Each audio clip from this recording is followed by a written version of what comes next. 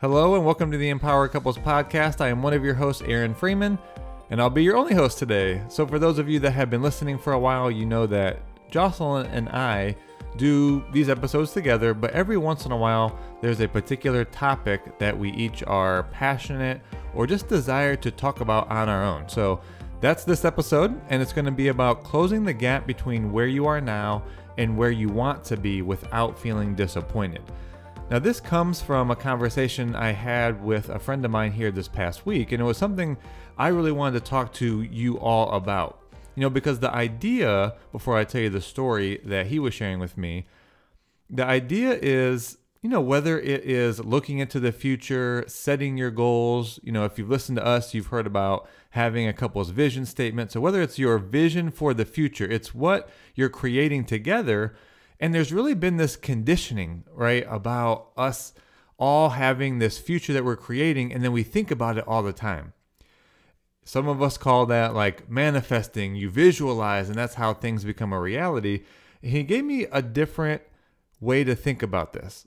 So think for yourself, you know, what is the goal? What is the vision? What's the future that you are creating with your partner? And think about this. If we're always thinking about that future, then all of a sudden it becomes a comparison to where we are now versus that where you want to be, or what you like to gain, or you could say what you like to create together, right? So all of a sudden there creates this gap. And that's exactly what this title is about, closing that gap.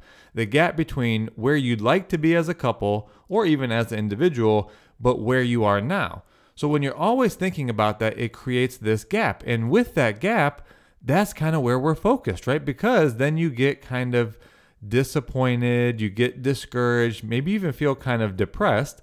I realize those were 3 Ds, right? Depressing, disappointing, and dissatisfying. And then we think, why aren't we where we want to be? Why are we not there yet? And that does create a certain discouragement. And if that's what you're focusing on, this gap can become our dominant focus and leave you feeling this kind of disappointment, or we just don't ever get where we want to be. And my friend was bringing this up as he read a book of a mutual friend that we have, a guy by the name of Ben Hardy, in correlation with someone named Dan Sullivan. If you've heard of the two of them, their new book is called The Gap and the Gain. And this is actually the premise in which they wrote the book from. And it's typically around business, of focusing on what you're wanting to create versus where you are now. But the thing in your relationship is that it has a very similar feel. So the 2 problems here that I mentioned, number 1, it's that you do start to live in a more perpetual state of being dissatisfied. That's this gap. But also you see everything from such a narrow and short time frame, and you just focus on what things you do not like about your current situation. So that's kind of what happens with this gap, with this focus. You're just focusing on this too narrow of a range of this right now. And I'll go more into what the opposite of this would be. And it really leads into an overall psychological principle that's called the end of history. And this actually was brought to me by Ben Hardy's first book of Personality Isn't Permanent. Both of these great books to get, by the way. And this principle of end of history is actually, as human beings, we believe, and think about this for yourself, it really is true. We believe that most of our own progress or growth has happened in the past, and that we won't keep that same pace of growth for the future. Now think of that for yourself. Sometimes we can think about, oh, how far I've come as an individual, or how far we've come as a couple. And the funny thing about our psychology is that we don't relate to the future as being something that will be an even faster growth. If it was like a chart, what if your growth really is exponential? But no, we really see it as, I've really grown as far as I probably will overall in my life. And what's funny about that is this idea stays with you no matter how old you are. You could be 18, 25, 36, 50. We always relate to the past as the majority of our achievement or our growth happening, rather than even more is available in our future. So rather than this gap I've been talking about of being focused on the future, what you're wanting to create, and that having you feel this sort of perpetual feeling of disappointment because you're like, we're not there yet. We haven't got there yet. We're not making as much progress. Here's where you shift the focus. The focus is on where you've come from, who you have become, what you have accomplished or what you've earned, or even what you have done to, say, benefit others, like maybe your kids, for instance.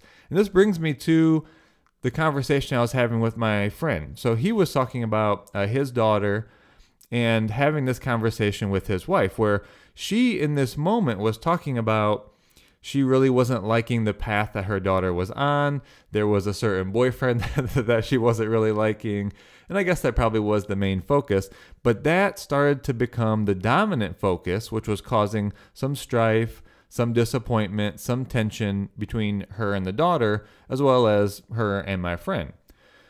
Now, after he read the book, The Gap in the Gain, from our mutual friend Ben Hardy, he shifted the conversation to saying to his wife, well, if you think back to our daughter's freshman year, do you remember what the concerns were? And so she paused and she reflected and she was like, oh yeah. Back when she was a freshman, and if I didn't mention this, she's now a senior.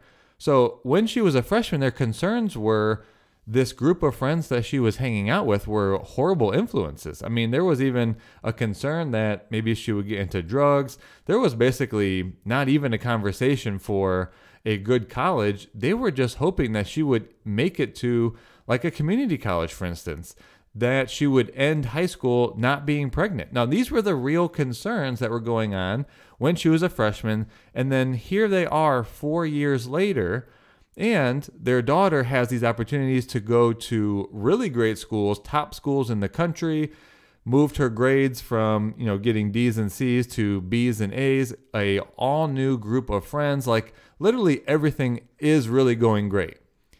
But going great in comparison to where they were 4 years ago. But that's not where they were focused.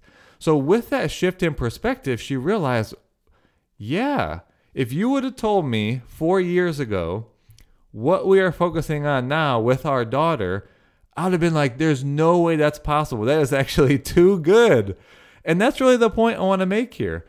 If we start thinking about where we've come from, of course, as human beings, but also as a couple, focus on the challenges that you have overcome. Think about the problems that you had in the past and how you've, become better together. You become stronger.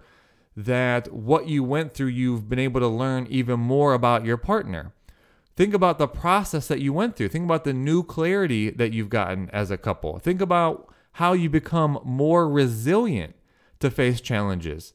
Maybe think about how all of your past challenges have you see challenges as, you know what? We're going to be a team through this. So I wanted to share even some of our own personal story as I was reflecting on this. And to be honest, I find myself in this place, I would say quite a bit, because there are certain things that, Jocelyn and I are wanting to create with, obviously, this business, this podcast, the coaching that we do, the couples workshop, our book. There's an impact that we want to kind of even leave behind, if you will, this long-term impact on helping couples get the relationship skills to be connected, to be the strongest couple that they can be. And I focus on that future a lot, which gives me sometimes this feeling of, man, we're not there yet. We're not where I want to be.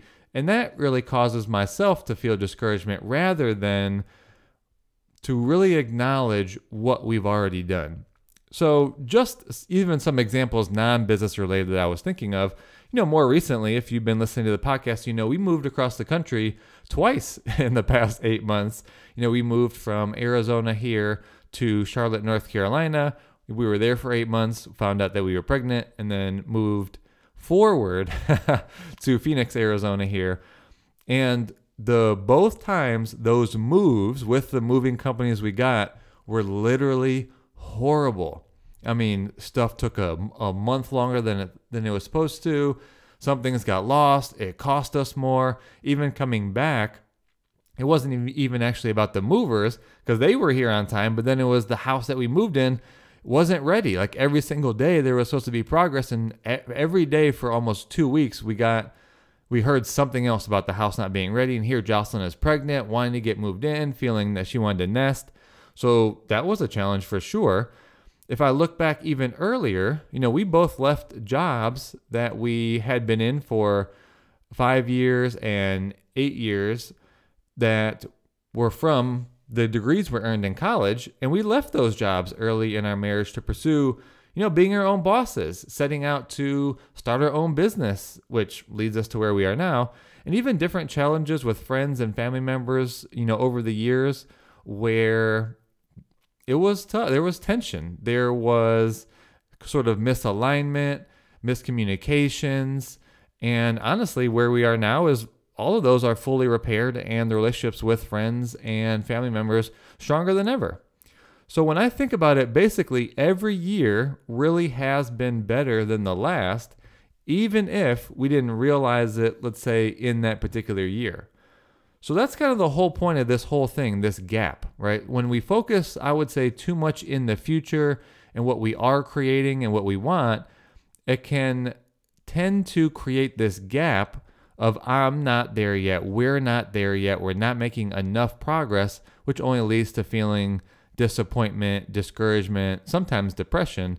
When if you really take the opportunity to think of where you've come from, the challenges that you have overcome, the progress that you have made from the past, I think all of a sudden you get a new perspective and a new feeling and a new appreciation, I would say, of your partner, of yourself, of what you've learned together, the clarity that you've gotten, the seasons of life that you've gone through, and ultimately you could say everything leading to where you are now. And when you really think of where you are now from this perspective, I mean, how much is there to be grateful for? The house that you do live in, the neighborhood that you do live in, the friends that you have, whatever number you have in the bank account, the freedom that you have, that you even have children, right? And how much love there is and how you've seen them grow and develop. So that type of focus in the present coming from the appreciation from the past is completely different than the quote unquote in the moment experience you have when it's a comparison of the future that is, you could say, not here yet. So that's the main thing I want to talk about today. I thought it was such a great conversation with my friend, and honestly, I hadn't thought about it this way. So it was a huge benefit. It was a huge contribution to me, him sharing this story. So that's why I was inspired to do this podcast and share this with you. And honestly, as usual, we would love to hear from you. If you think back on something that you hadn't been giving gratitude or appreciation for, and you can actually feel the new gratitude and appreciation, or you really see the area that you have grown, we want to hear from you. Message us. We would love to hear the difference that this podcast in particular is making. And also, if you feel like you're in a place where you're wanting to move through some repair, if you need to, forgive or be able to have a process to complete some of the things from the past so you can have appreciation of those, go ahead and grab a copy of our Argument Hangover book at theargumenthangover.com. We have such amazing processes in there for seeing conflict differently, being able to put things in the past. We have the 5R process to repair from any conflict, even different skills for before, during, and after conflict. It's an amazing book. And even for those of you that have gotten a copy, we'd actually love for you to leave a review, whether that was Amazon, whether that was Barnes & Noble, wherever that was. We would love to get a review. It helps the book be seen even by more couples. So in an indirect way, you're helping and you're contributing to the relationship of another couple. So that's this episode, closing the gap between where you are now and where you want to be without feeling disappointed. I appreciate you all listening in. This was a topic I have loved to share. So we will talk to you soon. Have a great day.